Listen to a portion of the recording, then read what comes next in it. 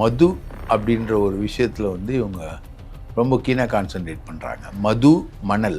அதில் வந்து ஸ்ட்ரீம்லைன் பண்ணணும் அப்படின்றக்காக பண்ணுறாங்களா இல்லை அது ஊக்குவிக்கிறாங்கன்னு நினைக்கிறேன்? ஸ்ட்ரீம்லைன் பண்ணணும்னு அதை வச்சு சம்பாதிக்கணும், அவ்வளோதான். கேசினோ பாரு அது ஈசிஆரில் பாண்டிச்சேரியிலேருந்து அதை வச்சு கட்சிக்காரங்க சம்பாதிக்கணும். இப்போ நீங்கள் இல்லை சார், அரசு இது பண்ணால் தானே சார் அரசுக்கு வருவாய் வரும். அப்புறம் தனியாருக்கு கொடுக்குறாங்க அப்படின்றது எப்படி? அரசுக்கு வருமானம் வர்றது வந்து டாஸ்மாக் விற்பனை மூலம் மட்டும் வர்றதில்லை சார். அன்பில் மகேஷ் மேலே கை வச்சா அது உதயநிதி மேலே கை வச்சு சார். செந்தில் பாலாஜி மேலே கை வச்சாலும் உதயநிதிக்கு மேலே கை வச்சதுக்கு சமன்றதுக்கு தானே ரத்தீஷை கொண்டு வராங்க. அரசகுமார் வந்து உலகம் அறிந்த ஒரு ஃப்ராடு. அது அவ்வளவும் தெரிஞ்சே ஒரு சாதி அடிப்படையில் அரசகுமாரை வந்து பக்கத்தில் அன்பில் மகேஷ் வச்சிருந்தது மிகப்பெரிய முட்டாள்தனம்.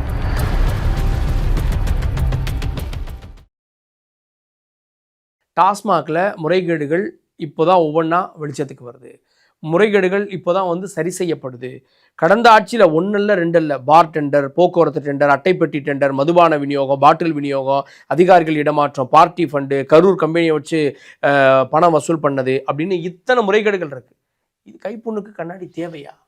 ஏற்கனவே இத்தனை முறைகேடுகளை வச்சு தானே அமலாக்கத்துறை கேஸ் போட்டுச்சு. இதெல்லாமே அமலாக்கத்துறையுடைய சார்ஜ் ஷீட்டில் இருந்து. அமலாக்கத்துறை உள்ள நுழைஞ்சது டாஸ்மாக் ஊழியர்கள் எக்ஸ்ட்ரா காசு வாங்குறாங்க, அப்படி சிலர் பிடிச்சோம் அப்படின்ற கேஸை வச்சு உள்ள நுழைஞ்சாங்க. அதில் தான் உள்ள நுழைஞ்சு இதெல்லாம் வருது. அப்புறம் ரெய்டெல்லாம் போகிறாங்க, டியர் பிரதர் அப்படின்னு மெசேஜ் எல்லாம் போட்டு அதெல்லாம் பார்க்குறோம். இதில் இப்போ இவங்க சொல்கிறது பார்ட்டி ஃபண்டு அப்படின்னு. ஏன்னா மதுபான நிறுவனங்களில் போய் சோதனை பண்ணுறாங்க. ஒரு அட்டைப்பெட்டிக்கு ஒரு கேஸுக்கு இவ்வளோ அப்படின்ற விஷயம் இப்போ இந்த அரசு வெளிப்படையாக சொல்லுது. அப்போ இதில் மாட்ட மாட்டாங்கன்னு எப்படி சொல்கிறீங்க சார்? நான் என் கேள்வினா மாட்டுவாங்க மாட்ட மாட்டாங்கன்னு சொல்கிறதுக்கு நம்ம நீதிபதி இல்லை, நம்ம இது கோர்ட்டும் இல்லை. ஆனால் இருக்கக்கூடிய ஜேர்னலிஸ்டாக இருக்கக்கூடிய ரெவல்யூஷன் என்னன்னா, இதெல்லாமே புது சார்ஜ் இல்லை, பழைய சார்ஜு. இடி வந்து செந்தில் பாலாஜிக்கு எதிராக போட்ட கவுண்டர் அஃபிடவிட்டில் இருந்த குற்றச்சாட்டுகள் அப்படியே ஈயடிச்சாங்காப்பியாக இருக்குது. நீங்கள் சொல்கிற எல்லாமே பாரு, லாரி, பாட்லிங்கு, கேஸு எல்லாமே வந்து ஈயடிச்சாங்காப்பி இதே விஷயத்தை தான் பண்ணியிருக்காங்க. ஏன் இவங்க வந்து 2021 25 வரைக்கும் செக் பீரியட் கொடுக்குறாங்க? அப்போ முத்துசாமி அமைச்சராக இருந்தார்ல, அவரே ஏன் செக் பீரியடுக்குள்ளே கொண்டு வரல? சரி, அதுக்கு முன்னாடி அதிமுக ஆட்சியில் நடக்கலையா? இதே தலைமைச் செயலாளர் வந்து அவர் வந்து டாஸ்மாக் எம்டியாக இருந்திருக்காரு, சாய்குமார். அப்போ மினிஸ்டர் இருந்தவர் யார்? அண்ணன் நத்தம் விஸ்வநாதன். ரைட்டா? அவங்க 2 பேரும் சேர்ந்து அடிக்காத கொள்ளையா? அப்போ வராத அலிகேஷன். அப்போ குற்றச்சாட்டுகள் உண்டு. டாஸ்மாகில் எப்பவுமே குற்றச்சாட்டு உண்டுங்க. ஒன்று தெரிஞ்சுக்கோங்க, டாஸ்மாக் வந்து அரசு தங்கமணி இருந்தார். அரசு வந்து சிங்கிள் பைசா போடாத நிறுவனம் டாஸ்மாக். ரைட்டா? உற்பத்தியிலேருந்து விநியோகம் வரைக்கும் ஒரு சரக்கு வந்து உற்பத்தி ஆகிற செலவு வந்து 10 ரூபா. அது வந்து 180 ரூபான்னு கடைக்கு வருதுன்னா அது முழுக்க எக்ஸைஸ் டேக்ஸு, அந்த டேக்ஸ் இந்த டேக்ஸுன்னு போட்டு தான் வருது. இந்த எக்ஸஸாக வரக்கூடிய இந்த அமௌண்ட் எல்லாமே அரசுக்கு போகிறதுனால தான் அத்தனை ஆயிரம் கோடி ரூபாய் வந்து டாஸ்மாக் வந்து அரசுக்கு வந்து டேக்ஸாக கொடுக்குது. அந்த நிறுவனம் 11,000 கோடி ரூபாய் கடனில் இருக்குது. அந்த ஊழியர்களுக்கு வந்து அரசு ஊழியர் சம்பளம் இல்லை, எல்லாமே கன்சாலிடேட்டட் பேயில் இருக்காங்க. அவங்களுக்கு 20% வந்து சம்பளத்தை இன்க்ரீஸ் பண்ணி கொடுக்குறாங்க. கன்சாலிடேட்டட் பேயில் வந்து இன்க்ரீஸ் பண்ணால் அவனுக்கு என்ன வரும்? 2,000 ரூபா வரும். இப்போ இந்த கவர்மெண்ட் 25% ஏற்றிருக்கு. அதான் 2,000 2,500 ரூபா வரும், அவ்வளோதான். ஸோ இதுதான் விஷயம். டோட்டலாக வந்து ரீவாம் பண்ணணும் சிஸ்டத்தை. கேரளா மாதிரி வந்து ரீவாம் பண்ணிவிட்டு எல்லாரையும் அரசு ஊழியராக்கிட்டு எல்லாருமே வந்து டோக்கன் சிஸ்டத்தில் ஏடிஎம் கவுண்டரில் போகிற மாதிரி பில்லை வாங்கணும். பிரிண்டட் பில்லை வாங்கி கொடுத்து அந்த சரக்கு டிரான்சாக்ஷன் எல்லாத்தையும் லைவாக பண்ணணும். பெட்டி இறக்கிறது, ரெஃப்ரிஜரேஷன் வாடகை, கரண்ட்டு சார்ஜு, பில்டிங் வாடகை, இது எல்லாத்தையுமே ஊழியர்களை கட்ட விட்டு அதில் ஒரு 130 கோடி 140 கோடி ரூபாய் அடிச்சுட்டு, ரைட்டா, அவன் 10 ரூபா வாங்குறான் 20 ரூபா வாங்குறான்னு குறையும் அவனை சொல்லிட்டு இந்த அரசு வந்து நடத்துறது டாஸ்மாக் வந்து சரியான இல்லை. இந்த அரசு சொல்லுது போன கவர்மெண்ட், இந்த அரசும் சரி போன கவர்மெண்ட்டும் சரி. இல்லை, இந்த அரசு தான் இந்த அட்டைப்பட்டி இறக்குறதுக்காக இந்த 10 ரூபா வாங்குறோன்றீங்கல்ல, அதெல்லாம் வாங்கக்கூடாதுன்னு சொல்கிறது இந்த கவர்மெண்ட், இந்த விக்னேஷ், அமைச்சர் விக்னேஷ். அவர் தான் சொல்றாரு சம்பளம் கம்மியா இருக்குன்றப்போ 12,500 வரி 12,500 ஏத்துறோம் 25% அதுல இருந்து உங்களுக்கு ஏறும் அப்படின்றாரு. அதையும் செய்வது இந்த அரசு தான். மதுபானத்துல நீங்க வந்து பார்ட்டி ஃபண்ட் கொடுக்காதீங்க, அந்த அமௌண்ட்டை திரும்ப வந்து டாஸ்மாக் நிர்வாகத்துக்கு வர மாதிரி பண்ணியிருக்கிறது இந்த கவர்மெண்ட் தான். இந்த மாற்றங்கள் ஏன் பார்க்க மாட்டேங்க? பார்ட்டி ஃபண்டு வந்து மேனுஃபேக்சரர் வந்து கொடுக்கலன்றதுக்கு என்ன ப்ரூஃப் இருக்கு? கொடுத்துருக்காங்க, போனதுல கொடுத்துருக்காங்க. இந்த 3 மாதம் ஆச்சு சார். அதே அதே உற்பத்தியாளர்கிட்ட இருந்து தானே வாங்குறாங்க, அதே விலைக்கு தானே வாங்குறீங்க. இப்ப ரைடு போயிருக்காங்களே, இப்ப இருக்கக்கூடியவங்க இப்போதான் சார் ரைடு.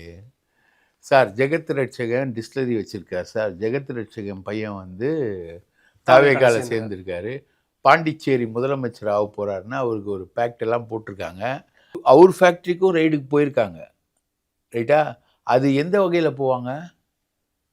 என்ன இவ்வளோ ஃபேவரபுளாக க்ளோஸாக இருக்கிற ஜெகத் ரட்சகன் பையனோட ஃபேக்ட்ரிக்கு ரைடு போனால் அது ரைடு மாதிரி இருக்குமா? எங்கள் வீட்டுக்காரரும் ஆஃபீஸுக்கு போனார்ன்ற மாதிரி தானே இருக்கும். ஸோ அதே மேனுஃபேக்சரர்கிட்ட அதே வேலைக்கு தான் இந்த 3 மாதமாக வாங்குறாங்க. அப்போது போன ஆட்சியில் அதே மேனுஃபேக்சரர்ஸ் கொடுத்த பார்ட்டி ஃபண்டை இந்த ஆட்சியில் தாவேகா கொடுத்துருக்க மாட்டாங்கன்னு என்ன தெரியும்? இது அக்கௌண்ட்ல வர்றது சார். அதாவது அட்டைப்பெட்டிக்கு, அதான் அந்த பாக்ஸுக்கு, ஒரு காட்டன் பாக்ஸுக்கு இவ்வளோன்றது அது எக்ஸ்ட்ரா வாங்குறது. அந்த எக்ஸ்ட்ரா வாங்குறது தான் இப்போ கணக்குள்ள கொண்டு வந்திருக்கோன்றாங்க. அது கணக்கில் கொண்டு வந்திருக்காங்க. 130 கோடி ரூபா அது கணக்கில் கொண்டு வந்திருக்காங்க. ஆனால் இன்னும் டாஸ்மாக் ஊழியர்களோட சம்பளம் இல்லையே. டாஸ்மாக்ன்றது நீங்கள் ஒரு பைசா கூட போடாமல் மேனுஃபேக்சரர்கிட்டேருந்து வாங்கி எக்ஸைஸ் வாங்கி வரியை வாங்கி நீங்கள் வந்து விற்கிறீங்க. விற்கிறதுல உங்களுக்கு இவ்வளோ லாபம் வருது. ரைட்டுங்களா? இவ்வளோ முறைகேடுகள் இருக்குது. இதை களையிறதுக்கு தான் டாஸ்மாகில் முதல்ல சில கடைகளை வந்து தனியார் கொடுக்கலாம் அப்படின்ற ஒரு முடிவெடுத்துட்டு தான் சொல்கிறாங்க. அது உண்மைதானா? என்ன ஃபார்முலா அது? இல்லை, தனியார் கொடுக்கறதுன்றது ஒரு முடிவு அப்படின்றது வந்து கடுமையான விவாதத்தில் இருக்குது. இன்னும் அது வந்து முடிவுக்குள்ளே வரல. FL2 லைசன்ஸ் வந்து எல்லாருக்கும் கொடுக்கலாம் அப்படின்ற ஒரு முடிவுக்கு அவங்க வந்திருக்காங்க. அதாவது 100 மீட்டர்லேருந்து 500 மீட்டருக்குள்ளே டாஸ்மாக் கடை இருக்கிற இடத்துல FL2 கொடுக்கக்கூடாது. பல டாஸ்மாக் கடைகள்லாம் சென்னையில் வந்து லட்சக்கணக்கில் வியாபாரத்துக்கு போகுது. உதாரணத்துக்கு ட்ரிப்ளிகன் கடை கணக்கே கிடையாது, போய் நிற்க கூட முடியாது, அங்கே க்யூவில் தான் நிற்கணும். அந்த மாதிரி அந்த 10 மணி டைம்லாம் வந்து பெரிய அடிதடி சண்டையே நடக்கும். அந்த இடத்துல ஒரு FL2 ஒன்று ஓப்பன் பண்ணுறாங்கன்னா ரைட்டுங்களா, அது வந்து யாருக்கு லாபம் தரும்? இவங்களுக்கு தான் ஓப்பன் பண்ணுற ஆட்களுக்கு தான் லாபம் தரும். டாஸ்மாகுக்கு நஷ்டம் தரும். ஏன்னா இவங்க டைரெக்டாக வந்து உற்பத்தியாளர்கிட்டேருந்து டாஸ்மாக் கடைக்கு வாங்குற மாதிரி தான் இவங்களும் வாங்கிடுவாங்க. FL2 காரங்களும் வாங்கிடுவாங்க. டாஸ்மாக் கடையை விட அதிகமான ப்ரைஸில். பழைய இதில் டாஸ்மாக்ல இருந்தால் இவங்க வாங்குவாங்க. பழைய மெத்தடில் அப்படி தான் இருந்தது. இப்போ வந்து டைரெக்டாக பர்ச்சேஸர் அங்கேருந்தே வாங்கலாம் FL2. இப்போது பார்த்தீங்கன்னா இப்போது ஹோட்டல்ஸ் இருக்குது இல்லைங்களா, FL2 லைசன்ஸ் ஹோட்டல், அவங்களாம் டைரெக்டாக வாங்கிடுவாங்க. ஓகே. அந்த மாதிரி லைசன்ஸ் இருக்கக்கூடிய கடைகளை ஓப்பன் பண்ணும்போது முழுக்க முழுக்க வந்து லாபம் வந்து தனியாருக்கு தான் போகும். அந்த வேலையை பண்ணுறாங்க. ஏன்னா தாவேக்காரங்க வந்து பெரிய அளவுக்கு வரணும் அப்படின்றது தான். அது இல்லாமல் கேசினோ பாரு, அது ECRல பாண்டிச்சேரியிலேருந்து சென்னை வரைக்கும் கேசினோன்றது சூதாட்டத்துடன் கூடிய பாரு, அந்த மாதிரி விஷயங்கள் எல்லாத்தையுமே இவங்க பிளான் பண்ணிக்கிட்டு இருக்காங்க. ஸோ மது அப்படின்ற ஒரு விஷயத்தில் வந்து இவங்க ரொம்ப கீனாக கான்சன்ட்ரேட் பண்ணுறாங்க. மது, மணல். மது அதில் வந்து ஸ்ட்ரீம்லைன் பண்ணணும் அப்படின்றதுக்காக பண்ணுறாங்களா, இல்லை அது ஊக்குவிக்கிறாங்கன்னு நினைக்கிறீங்க? ஸ்ட்ரீம்லைன் பண்ணணும்னு அதை வச்சு சம்பாதிக்கணும், அவ்வளோதான். அதை வச்சு கட்சிக்காரங்க சம்பாதிக்கணும். இப்போ நீங்கள் இல்லை சார், அரசு இது பண்ணால் தானே சார் அரசுக்கு வருவாய் வரும். அப்புறம் தனியாருக்கு கொடுக்குறாங்க அப்படின்றது எப்படி இதை பார்க்க? அரசுக்கு வருமானம் வர்றது வந்து டாஸ்மாக் விற்பனை மூலம் மட்டும் வர்றதில்லை சார். மேனுஃபேக்சரிங் பண்ணுறாங்க இல்லையா, அதுக்கு போடுற எக்ஸைஸ் டேக்ஸ் இருக்கு இல்லையா, அது மூலமாக அதுலேருந்து தான் நிறைய வருமானங்கள் வருது. விற்கிறது மூலமாக வருமானம் வருது, அவ்வளோதான். அதில் வந்து இஷ்யூஸ் இருக்குது. பாட்டில் இஷ்யூ இருக்குது, பேக்கிங் இஷ்யூ இருக்குது, கடை இஷ்யூ இருக்குது, ஊழியர்கள் சம்பளம் இருக்குது, நிறைய தலைவலிகள் அதுக்குள்ளே இருக்குது. அதை விட்டு FL2 பாரை வந்து ஓப்பன் பண்ணி விட்டோன்னா கட்சிக்காரங்களும் பிழைப்பான். ரைட்டுங்களா? அந்த மாதிரி வரும். இதில் என்ன ஆபத்துன்னா வெளிமாநில சரக்குகள் உள்ளே வந்துடும். அவன் வந்து நேரடியாக மேனுஃபேக்சரர் வந்து FL2 காரனோட லிங்க் வச்சிக்கினான்னா அவன் வந்து டேக்ஸ் கொடுக்காமலேயே சரக்கு அனுப்புவான். இப்போது 100 பாட்டில் போகுதுன்னா அந்த இடத்துல 120 பாட்டில் அனுப்புவான். 20 பாட்டில் வந்து எந்த விதமான டேக்ஸ் இல்லாத நேரடியாக மேனுஃபேக்சர் போயிடும். மாதிரி அது இல்லாமல் போலி சரக்கு, பாண்டிச்சேரி சரக்கு, கர்நாடகா சரக்கு, அந்த சரக்கு இந்த சரக்கு எல்லாமே உள்ளே வரும். ஸோ FL2ன்றது வந்து முழுக்க முழுக்க இந்த சாக்கடையை வந்து மேலும் சாக்கடையாக்குறது தான் வேலை. ஸோ அது மூலமாக வந்து சாராய வருமானம் வந்து தாவேக்காரங்க நல்லா இருக்கணும் அப்படின்றது தான் விஜய் அரசோட திட்டமாக இருக்குது. அப்போது அரசு வந்து சாராயம் வைக்கிறது தப்பு, அதனால் தனியார்கிட்ட கொடுத்துருவோம் அப்படின்ற மாதிரி சொல்கிறாங்க. அது கிடையாது. இது தனியார் மயம் தானே, இன்னொரு வகையில் தனியார் மயம் தானே. அரசு சாராயம் வைக்கிறது தப்புன்னா இப்போ ஒரு கோடு இருக்குது, அந்த கோடை நீங்கள் சின்னதாக்கணும் அப்படின்னா பெரிய கோடு பக்கத்தில் ஒரு பெரிய கோடு போடு, அவ்வளோதான். அதுதான் அரசு சாராயம் வைக்கிறது தனியார் மயமாக்குதுன்னா FL2 பாரை ஓப்பன் பண்ணு, முடிஞ்சு போச்சா. இதுதான் இவங்களுடைய விஷயம். இப்போது இத்தனை கேஸ் மூலமாக செந்தில் பாலாஜி அவங்க நெருங்குறாங்க அப்படின்னா அப்போ அரசையும் வாய்ப்பு இருக்குது தானே? கண்டிப்பாக மாட்டினா அரெஸ்ட் பண்ணுவாங்க. மாட்ட மாட்டார்ல பாலாஜி அப்படின்னு நினைக்கிறீங்க? இது வரைக்கும் மாட்டல இல்லை, அதுவும் ட்ராக் ரெக்கார்ட் தான். இப்போ ஜேர்னலிஸ்ட் வந்து எதை வச்சு சொல்லுவான், இங்கேருந்து பார்க்கும்போது ப்ளூவாக இருக்குன்னா அது ப்ளூன்னு சொல்லுவான், பக்கத்தில் போய் பார்க்கும்போது பிளாக்காக இருக்குன்னா பக்கத்தில் போய் பார்த்தா அது பிளாக்காக இருக்குன்னுவான். இங்கேருந்து பார்க்குற வரைக்கும் ப்ளூவாக இருக்குது. இது வரைக்கும் செந்தில் பாலாஜி மாட்டவே கிடையாது. அதுதானே ஃபேக்ட்டு, அதுதான் நம்ம சொல்ல முடியும். மாட்ட மாட்டார் அவர். இப்போ செந்தில் பாலாஜிக்கு அடுத்து இன்னும் பல முன்னாள் அமைச்சர்களுக்கு குறிவைக்கப்பட்டிருக்கு அப்படின்ற விஷயங்கள்லாம் சொல்லப்படுது. லஞ்ச ஒழிப்புத்துறை இயக்குனர் மாற்றப்பட்டதே இந்த விவகாரத்தை முன் வச்சு தான் அப்படின்ற விஷயங்கள் கூட பேசப்படுது. யாரெல்லாம் அந்த வலையில் இருக்காங்க? லஞ்ச ஒழிப்புத்துறை இயக்குனர் மாற்றப்பட்டது இந்த விவகாரங்களை வச்சு இல்லை. லஞ்ச ஒழிப்புத்துறை இயக்குனர் மாற்றப்பட்டது வந்து அவர் நேரடியாக விஜய் சொன்னால் கேட்பார், மற்றபடி சபார்டினேட் யார் சொன்னாலும் கேட்க மாட்டார் அருண். அது அவரோட கேரக்டர். அதனால் அவரை வந்து மாற்றிருக்காங்க. இப்போ இவங்க குறிவைக்கிறது வந்து அரசகுமார்.